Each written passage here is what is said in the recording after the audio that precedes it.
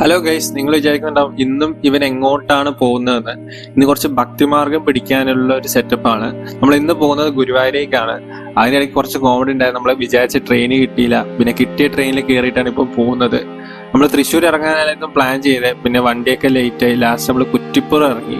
കുറ്റിപ്പുറത്ത് നിന്ന് ഇനി നമുക്ക് ബസ്സൊക്കെ പിടിച്ച് വേണം ഗുരുവായൂരേക്ക് എത്താൻ. കുറ്റിപ്പുറം സ്റ്റേഷനിൽ ഞാൻ ആദ്യമായിട്ടായിരുന്നു വരുന്നത്, ഇതുവരെ ഞാൻ കുറ്റിപ്പുറത്ത് ഇറങ്ങിയിട്ടില്ല. അപ്പം കുറ്റിപ്പുറത്ത് നിന്ന് ഇതപ്പോൾ നമ്മൾ ഇറങ്ങി ട്രെയിനൊക്കെ പോയി. നമ്മൾ വന്നത് നേത്രാവതി എക്സ്പ്രസിനായിരുന്നു, അതും ലേറ്റ് ആയിരുന്നു, 1 മണിക്കൂറോളം ഏകദേശം. എന്നിട്ട് നല്ല വിശപ്പുള്ളതായതുകൊണ്ട് തൊട്ടടുത്ത് ഏതാ ഫുഡ് കിട്ടുമെന്ന് തപ്പി നടക്കുവാണ് ഇപ്പം. ലാസ്റ്റ് അവിടുന്ന് ഏറ്റവും അടുത്തുള്ള ഹോട്ടലായ വൃന്ദാവനത്തിൽ കയറി. സത്യസന്ധമായിട്ട് പറയാലോ, ഫുഡ് 10 പൈസയ്ക്ക് ഉള്ളിലായിരുന്നു. അന്ന് കഴിച്ച ശേഷം അന്ന് രാത്രി എനിക്ക് ഫുഡ് പോയ്സൺ വരെ അടിച്ചു. അതായിരുന്നു അവസ്ഥ. എന്നിട്ട് അവിടെ ഒരു 1 മണിക്കൂറൊക്കെ ശേഷം മാത്രമേ ഇനി ബസ്സുള്ളൂ എന്ന് പറഞ്ഞു ഗുരുവായൂരേക്ക്.